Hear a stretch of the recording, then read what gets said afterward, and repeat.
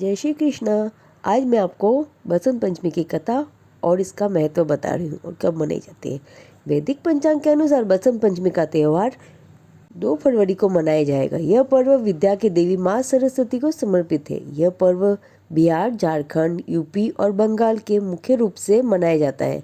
साथ ही इस बार बसंत पंचमी पर रवि योग, रेवती और अश्विनी नक्षत्र का सहयोग बन रहा है, इसलिए इस दिन का महत्व और भी बढ़ गया है। आइए जानते हैं पूजा विधि, सामग्री और व्रत कथा। बसंत पंचमी की पूजा सामग्री में सफ़ेद तिल के लड्डू, सफ़ेद अक्षत, घी का दीपक, अगरबत्ती और बाती, एक पान और सुपारी, साथ ही माँ सरस्वती की मूर्ति या तस्वीर जरूर रखें। लौंग और वही सुपारी, हल्दी या कुमकुम, तुलसी दल भी रखें। साथ ही एक जल के लिए एक लोटा या कलश, रोली, लकड़ी का चौकी, आम के पत्ते, वही पहनने के लिए पीले वस्त्र, साथ ही मौसमी फल, इसके साथ ही मीठे पीले चावल और बूंदी के लड्डू आदि रखे जाते हैं। बसंत पंचमी की व्रत कथा। वैसे तो बसंत पंचमी की कथा का उल्लेख अनेक ग्रंथों में मिलता है, लेकिन सबसे अच्छी कथा का जो वर्णन शास्त्रों में मिलता है वह इस प्रकार है।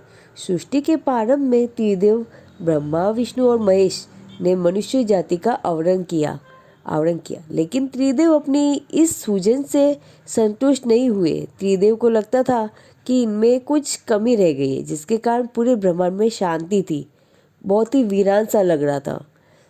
भगवान विष्णु और शिव से अनुमति लेकर ब्रह्मा जी ने अपने कमंडल से जल के साथ वेदों का उच्चारण करते हुए पृथ्वी पर छिड़का।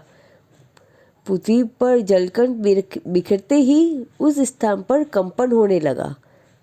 फिर उस स्थान पर स्थित वृक्ष से एक अद्भुत शक्ति का प्रादुर्भाव हुआ।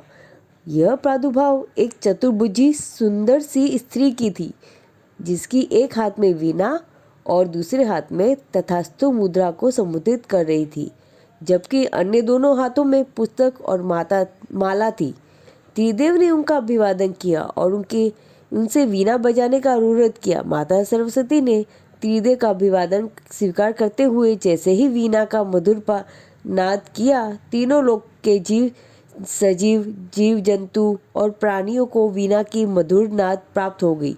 समस्त लोग वीणा के मधुरता में भाव विभोर हो गए। माँ की वीणा की मधुरता से समस्त लोक में चंचलता व्याप्त हो गई।